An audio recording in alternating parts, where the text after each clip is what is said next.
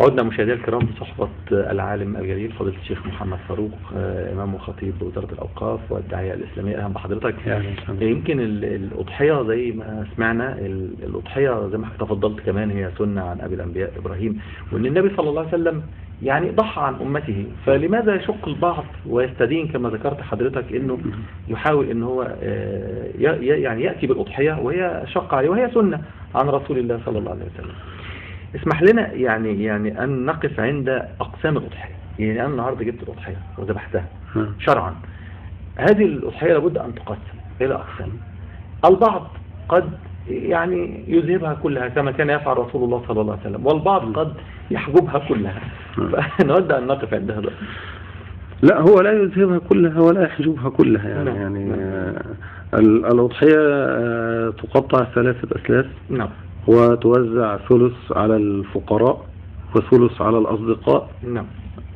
وثلث على لأهل البيت. هو المقصود من الأضحية أولا هو يعني إراقة الدماء في البيت، وأن يشهدها الأولاد وأن يشهدها أهل البيت، كما قال الرسول صلى الله عليه وسلم: قومي إلى أضحيتك فإنه بأول قطرة من دمها يغفر الله لك.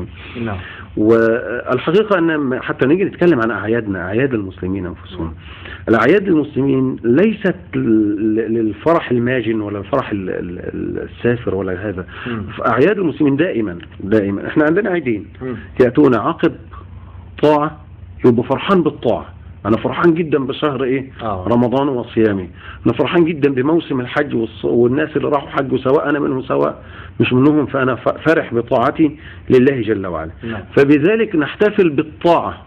نحتفل يعني لا نحتفل للطاعة على الطاعة بمعصية الله جل وعلا. كيف يعقل يعني أنا طول رمضان صايمين وبقى لنا 10 أيام عمالين متابعين الحجاج، أو أنا في وسط الحجاج وعمال أجي يوم العيد أضيع ده كله ويبدأ يكون احتفالي بالعيد بالمعصية؟ لا يكون. يبقى احتفالي يكون بطاعة. والطاعة من ألوان الطاعات ألا ننسى فقراءنا، وأن ننفق عليهم، وأن يعني نعطيهم، وأن نكفيهم السؤال ونسد حاجاتهم في هذه الأيام. فهي تثلث الأضحية، تقسم إلى 3 أثلاث. وبرضه في بعض الناس بيشق على نفسه جدا في موضوع ال3 أتلات دي. يعني يجيب الكبدة ويبدأ يقطع 3 أتلات، ويجيب الطحال ويقطعه 3 حتات. هذا شق على نفسه. هو قصده خير وهو يريد الخير، لا نشكك، لكن هذا ليس مقصود أيضا.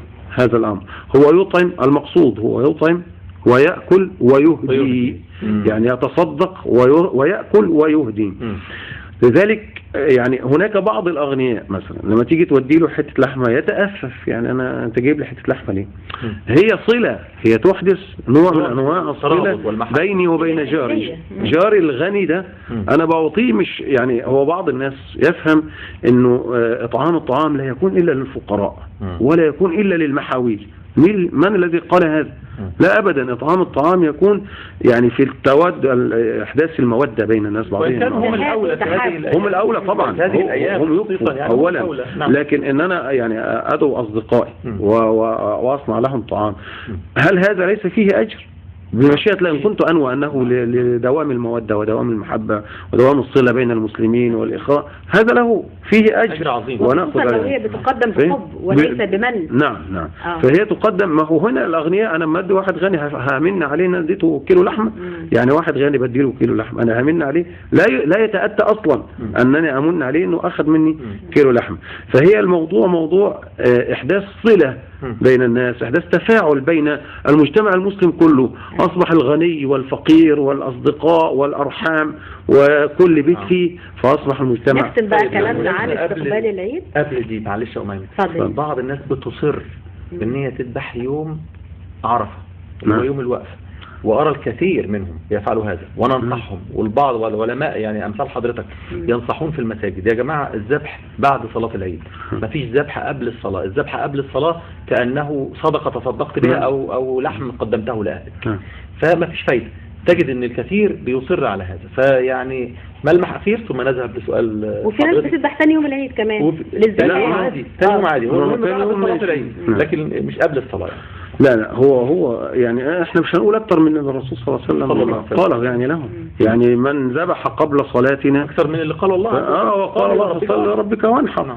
من قال الرسول صلى الله عليه وسلم من ذبح قبل صلاتنا فانما هو طعام قدمه لاهله. انما الذبح والاضحيه بعض العلماء حدد الأضحية بأن الإمام يكون خلص الخطبة، يعني مش إن أنا أصلي وأروح أجي أذبح والإمام لسه شغال في الخطبة.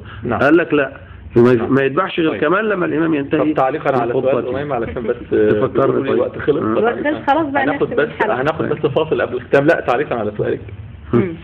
يعني أنا كنت بتكلم عن العيد ونصيحة حضرتك لكل المسلمين لإشاعة جو من الفرحة والحب والتواصل بين المسلمين. بصراحة أنا ما أحوجنا إلى الفرحة بالعيد، وإن أعيادنا زي ما قلت الرسول صلى الله عليه وسلم يعني لما جاء يتكلم عن العيد قال حتى تعلم يهود أن في ديننا فسحة. احنا بنتهم دلوقتي بالتكشيرة، احنا بنتهم بان احنا ما بنضحكش، بنتهم ان احنا ما عندناش فرحة. مين اللي قال كده؟ لا احنا بنهزر وبنضحك وبنقول نكت مع بعض والرسول صلى الله عليه وسلم كان يقول اني امزح ولكني لا اقول الا حقا. يعني ما كانش يقول نكت زي ما احنا بنقول كده، بس كان بيقول يعني لما يجي يقول لواحده سيده يعني زوجك الذي في عينه بياض، فالست تتعجب يعني طب هو في حد صلى الله عليه وسلم. نعم اكيد كان يمزح. نصف دينكم عن هذه الحميرات. يعني كان يمزح سيدنا الرسول صلى الله عليه وسلم وكان يضحك. وحميراء هنا لان وجهها كانت خدودها حمراء مش حاجه ثانيه. فكان يعني كان الرسول صلى الله عليه وسلم يضحك مع الصحابه. فاحنا الرسول صلى الله عليه وسلم قال كده للسيده عائشه، سابها تتفرج على الاحباش وهم بيلعبوا بالحراب داخل المسجد. يعني يا اخوانا داخل المسجد بيعملوا ايه؟